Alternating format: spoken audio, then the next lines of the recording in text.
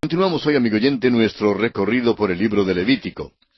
En nuestro programa anterior comenzamos a estudiar el capítulo 1 de este tercer libro del Antiguo Testamento y avanzamos hasta el versículo 3, donde dice: Si su ofrenda fuere holocausto vacuno, macho sin defecto lo ofrecerá. De su voluntad lo ofrecerá a la puerta del tabernáculo de reunión delante de Jehová. Note usted que dice: de su voluntad lo ofrecerá. Estas palabras representan una libertad de albedrío sin traba alguna. El Señor Jesús dijo: si alguno tiene sed, venga a mí. Esta es una invitación que incluye a toda la familia humana. Nadie es excluido excepto aquellos que se excluyen a sí mismos. El Señor Jesús da una sola condición: si alguno tiene sed. Usted dirá: pues yo no tengo sed. Bueno, quizá esto no sea para usted. Pero si usted tiene sed, Él le convida a venir y le promete saciar su sed. Isaías también incluyó esto en su invitación en el capítulo 55 de su profecía, versículo 1, donde dice: a todos los sedientos, venid a las aguas. Cualquiera puede venir a Cristo si escoge venir a Él. Debe haber una necesidad y un deseo. Y si usted tiene una necesidad y siente un deseo, ahora es el momento de venir a Cristo Jesús. Ahora notemos que sólo dos tipos de animales podían ser usados para el holocausto: los animales silvestres, que eran animales de rapiña, y los animales carnívoros, no eran permitidos en ninguno de los sacrificios. Los animales cuyas vidas dependían de la muerte de otros animales nunca podían revelar a Cristo, quien vino para dar su vida en rescate por muchos. Una restricción adicional era que el animal tenía que ser un animal limpio y amansado. No podía ser producto de la caza. Solo aquello que era de valor y aprecio para su dueño podía ser ofrecido, porque Dios no escatimó ni a su propio Hijo. Cristo sufrió en la cruz, pero el Padre sufrió en el cielo. La restricción final revela que el animal que se ofrecía era obediente al hombre. ¿Qué cuadro tenemos aquí? Cristo era el siervo obediente. Vino para ministrar y fue obediente hasta la muerte. El holocausto es la única ofrenda que se menciona en la Biblia hasta el tiempo del Levítico, y era la ofrenda que debían ofrecer los que querían acercarse a Dios. El holocausto se llama Olá en hebreo, significa lo que sube. No es irreverente decir que el holocausto se esfumaba, pues era consumido totalmente en el altar. No quedaba nada, sino solo las cenizas. Esto revela que el holocausto es lo que Dios ve en Cristo. Pablo declaró en Efesios capítulo 5, versículo 2, que Cristo se entregó a sí mismo por nosotros, ofrenda y sacrificio a Dios en olor fragante. Aquí en el capítulo 1 de Levítico encontramos en los versículos 9, 13 y 17 que el holocausto era un sacrificio de olor grato para Jehová. Esto es lo que Dios ve en Cristo. Puede que no sea lo que usted ve en Él, ni lo que yo veo en Él, pero es lo que Dios ve en Cristo. Y esa es la cosa más importante. Dios está diciendo que está satisfecho con lo que Jesús hizo por los pecados suyos y por los míos. En realidad, el Evangelio simplemente le pregunta al hombre: ¿estará usted satisfecho? Dios está satisfecho de que Jesús lo haya pagado todo por usted y que le puede salvar perpetuamente si pone su confianza en Él. Pero la pregunta es: ¿está usted satisfecho con este sacrificio de Jesucristo? ¿Tan satisfecho que lo acepte personalmente como paga de sus propios pecados? Notará usted que dice que el sacrificio debe ser un macho, y eso habla de poder. Habla del hecho de que el Señor Jesús es poderoso para salvar y que le puede salvar perpetuamente, según lo declara el escritor a los Hebreos en el capítulo 7 de su carta, versículo 25. Entonces, el sacrificio debe ser sin defecto, lo que quiere decir que el animal tenía que ser un ejemplar ideal y perfecto. Esto habla de la perfección de Cristo y no hay pecado en Él. Así lo dice el apóstol Juan en su primera carta, capítulo 3, versículo 5.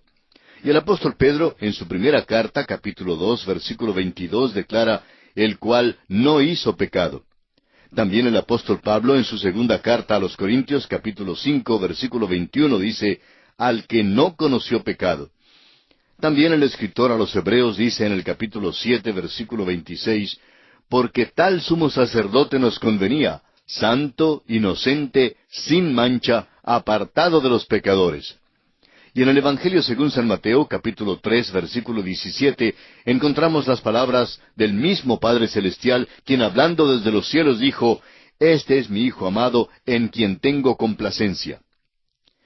Volviendo ahora al versículo 3 de este capítulo 1 de Levítico, leemos, «De su voluntad lo ofrecerá». Los hombres debían traer su ofrenda voluntariamente. Debido a la muerte expiatoria del pequeño animal, el pecador era recibido por Dios. El animal tenía que ser ofrecido no en vida, sino en muerte. Esto era absolutamente imperativo.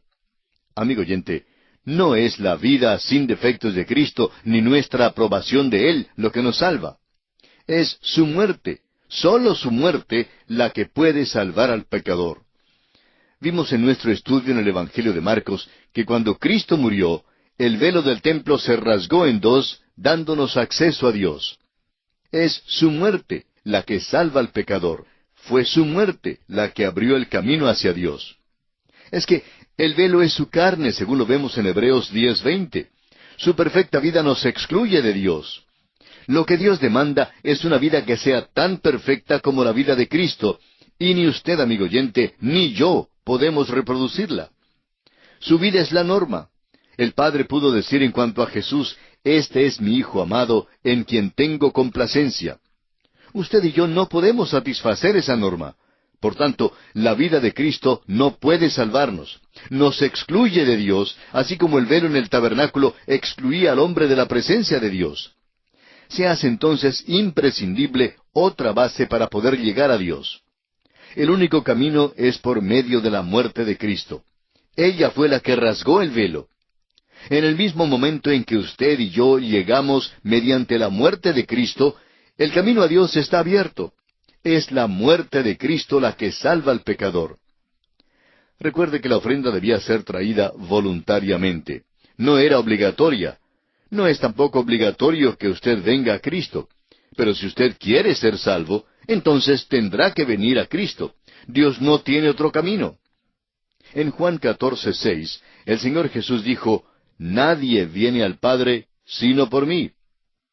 Usted puede pensar que esto es dogmático y estrecho, y le diré que es exactamente así. Pero lo interesante es que este camino le traerá a Dios. Ahora, no es un hecho que usted tiene que venir. Allí es donde entra en juego su libre albedrío. No es obligatorio que usted venga, pero si quiere venir a Dios, entonces tendrá que venir por este único camino, porque Dios ha escogido este camino. El hecho es que Él no puede aceptar la justicia suya. No quiere ni una fracción de su propia justicia. El apóstol Pablo, escribiendo a Tito, dice en el capítulo 3, versículo 5, «Nos salvó, no por obras de justicia que nosotros hubiéramos hecho, sino por su misericordia». Volviendo ahora al versículo 3 de este capítulo 1 de Levítico, leemos que dice, «a la puerta del tabernáculo». Este es otro imperativo. No podían ofrecer su sacrificio expiatorio en ningún otro lugar. Esto era para guardar a Israel de la idolatría. Estaban tan predispuestos a caer en la idolatría y cayeron tantas veces que por fin ésta llegó a ser la causa de la cautividad babilónica. Y esto a propósito tiene un mensaje para nosotros. Y es evitar el presumir que podemos llegar a Dios por nuestro camino, según nuestros términos. No nos toca a nosotros fijar las condiciones para venir a Dios. Es Dios, amigo oyente, quien fija las condiciones. Y ante Dios, como dice Isaías en el capítulo 64 de su libro y versículo 6, «Todos nosotros somos como suciedad y todas nuestras justicias como trapo de inmundicia». Dios no aceptará nuestras justicias. Muchos creen que la justicia de Dios es simplemente algo que está a un nivel un poco más alto que la justicia de los hombres. Pero eso no es verdad. La justicia de Dios, amigo oyente, es enteramente santa. La única justicia que Dios puede aceptar es la justicia de Dios, la que nos es dada por fe en Jesucristo. No se puede trabajar para obtenerla, no se la puede comprar. Usted no tiene nada que ofrecer a Dios y su propia justicia simplemente fracasará. Dios no aceptará nuestra pobre justicia. La ofrenda tiene que ser presentada a la puerta del tabernáculo. Amigo oyente, el camino de la cruz es el único camino que conduce al cielo. No hay otro camino. Cristo dijo que nadie viene al Padre sino por mí. Pasemos ahora al versículo 4 de Levítico capítulo 1. Y pondrá su mano sobre la cabeza del holocausto, y será aceptado para expiación suya. Y pondrá su mano sobre la cabeza del holocausto. El Dr. Kellogg llama a esto un hecho de designación. Esto es revelado en Levítico capítulo 24, versículo 14, donde los testigos debían poner las manos sobre el blasfemo antes que fuera muerto a pedradas. Moisés puso su mano sobre Josué, designándole así como su sucesor. El Dr. Kellogg escribió un libro muy bueno sobre Levítico. Ahora está agotado, pero es un libro tan maravilloso que quisiéramos citar un pasaje que habla en cuanto al poner la mano sobre la cabeza del animal, y dice así: simbolizaba una transferencia, según la provisión misericordiosa de Dios, de una obligación de sufrir por el pecado del que ofrece a la víctima inocente.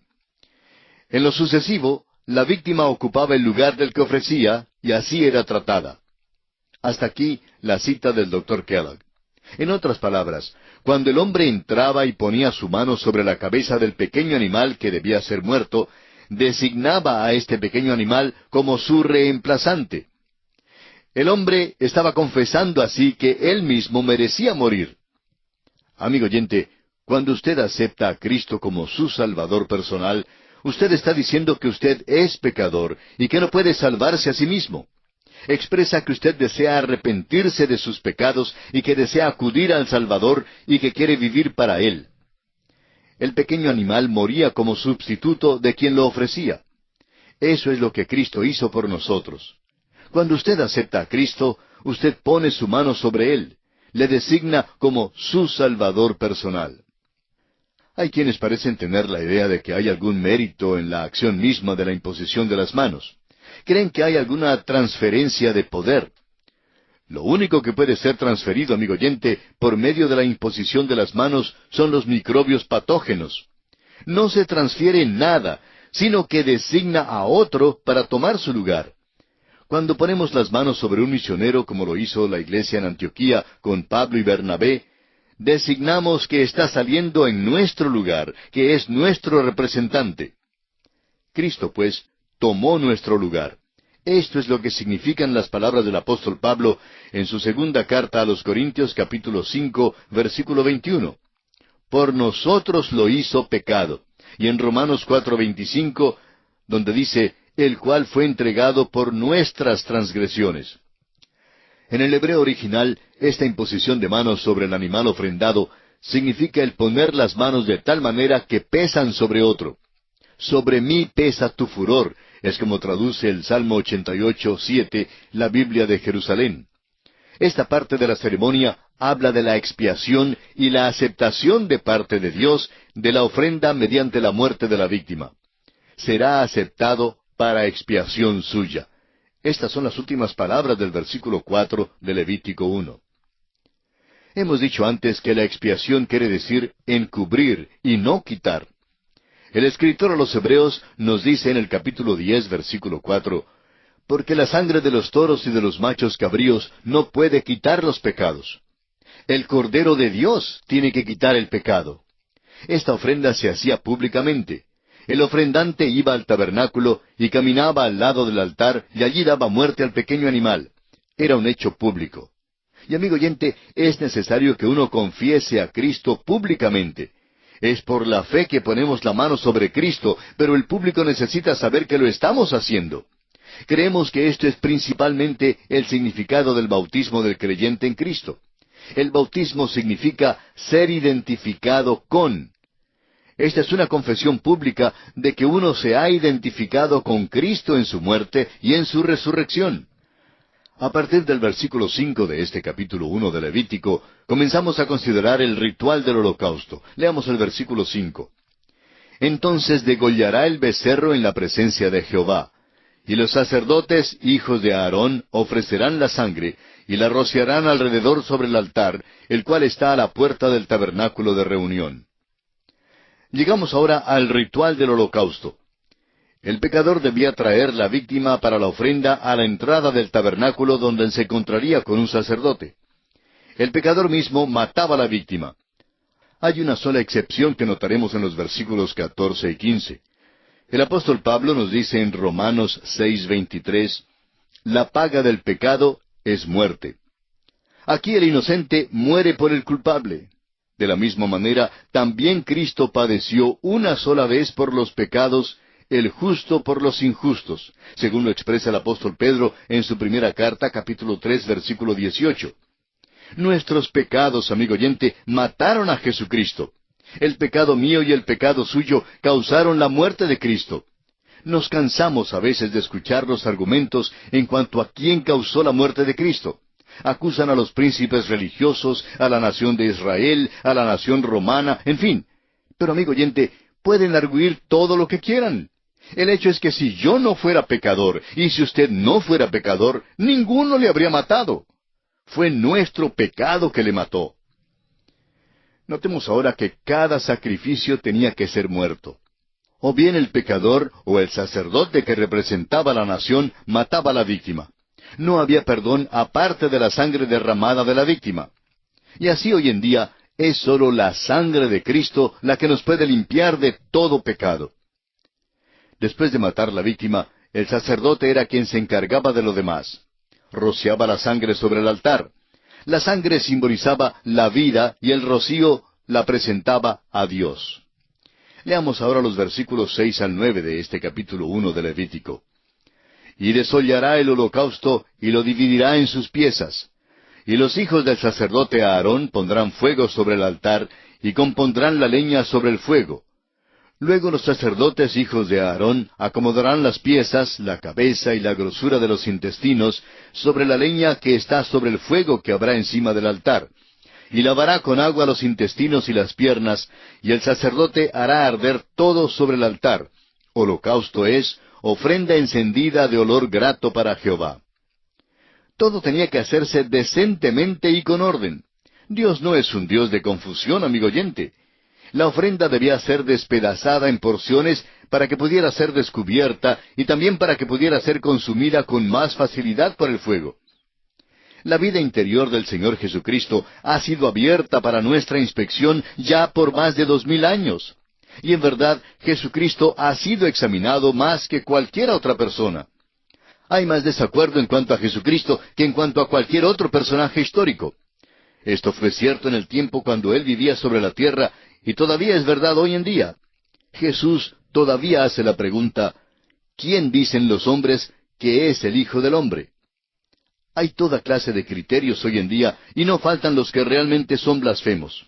Sin embargo, todavía es cierto que Él es santo, inocente, sin mancha, apartado de los pecadores. Leamos ahora los versículos 10 al 13 de Levítico capítulo 1. Si su ofrenda para holocausto fuere del rebaño, de las ovejas o de las cabras, macho sin defecto lo ofrecerá. Y lo degollará al lado norte del altar delante de Jehová. Y los sacerdotes, hijos de Aarón, rociarán su sangre sobre el altar alrededor. Lo dividirá en sus piezas, con su cabeza y la grosura de los intestinos. Y el sacerdote las acomodará sobre la leña que está sobre el fuego que habrá encima del altar. Y lavará las entrañas y las piernas con agua, y el sacerdote lo ofrecerá todo, y lo hará arder sobre el altar. Holocausto es, ofrenda encendida de olor grato para Jehová. Note usted una vez más que la ofrenda es despedazada en porciones y totalmente descubierta. Jesucristo, quien ha sido puesto bajo examen por todos estos años, todavía hoy es del todo deseable. Notemos también que el fuego tenía que ser usado en el altar. El fuego no representa necesariamente el infierno, ni la venganza, ni la ira. No estamos de acuerdo con los que exageran tanto este significado del fuego. El fuego no simbolizó estas cosas en la zarza ardiente que le apareció a Moisés. El fuego muchas veces simboliza la fuerza purificadora y el poder irresistible de Dios. Malaquías 3:3 nos dice, «Y se sentará para afinar y limpiar la plata, porque limpiará a los hijos de Leví, los afinará como a oro y como a plata». El fuego es aquella fuerza irresistible de Dios que a veces destruye y a veces limpia y a veces consume. La índole del objeto determina el proceso que tomará. Aquí en el holocausto, el fuego habla de la entrega total de Cristo a Dios. Es la consagración absoluta. En nuestra experiencia, esto también es esencial si es que vamos a adorar a Dios en espíritu y en verdad. Deuteronomio 4:24 dice, porque Jehová tu Dios es fuego consumidor, Dios celoso. Amigo oyente, usted no puede simplemente divertirse y salir bien con Dios. Y es por eso mismo que hay tanto que es falso en nuestras iglesias hoy. Es por eso que hay tanto que es falso en lo que se hace pasar por servicio cristiano en nuestros días. Amigo oyente, queremos decírselo bondadosamente, pero usted no está sirviendo a Dios a menos que usted esté permitiéndole limpiar y purificar su vida. Nos hemos olvidado de este asunto de la santidad en nuestros días. Hace falta en las iglesias y en nuestras propias vidas. Continuemos ahora leyendo los versículos 14 al 16 de Levítico capítulo 1. Si la ofrenda para Jehová fuera holocausto de aves, presentará su ofrenda de tórtolas o de palominos. Y el sacerdote la ofrecerá sobre el altar, y le quitará la cabeza, y hará que arda en el altar. Y su sangre será exprimida sobre la pared del altar. Y le quitará el buche y las plumas, lo cual echará junto al altar, hacia el oriente, en el lugar de las cenizas. La pobreza no constituía ninguna excusa para no traer a Dios una ofrenda. Se podía sustituir al becerro o cordero por un ave. Cualquiera podría salir a buscar un ave para ofrecerla. ¿Notó usted que cuando nuestro Señor Jesucristo nació, sus padres ofrecieron tórtolas? Sus padres eran pobres y Jesús nació en la pobreza. Veamos ahora en el versículo 17 cuál es el motivo del holocausto. Y la henderá por sus alas, pero no la dividirá en dos. Y el sacerdote la hará arder sobre el altar, sobre la leña que estará en el fuego. Holocausto es ofrenda encendida de olor grato para Jehová. Note usted que esta es la tercera vez que se menciona que era una ofrenda de olor grato para Jehová. Es claro que este era el motivo del sacrificio. Es lo que Dios ve en Jesucristo. Y aquí, amigo oyente, tenemos que detenernos por esta oportunidad. En nuestro próximo programa estudiaremos la ley del holocausto, aunque en realidad esta ley no aparece aquí en el capítulo 1 de Levítico. La ley del holocausto se encuentra en el capítulo 6, en los versículos 8 hasta el 13, y le recomendamos estudiarla y prepararse para nuestro próximo programa.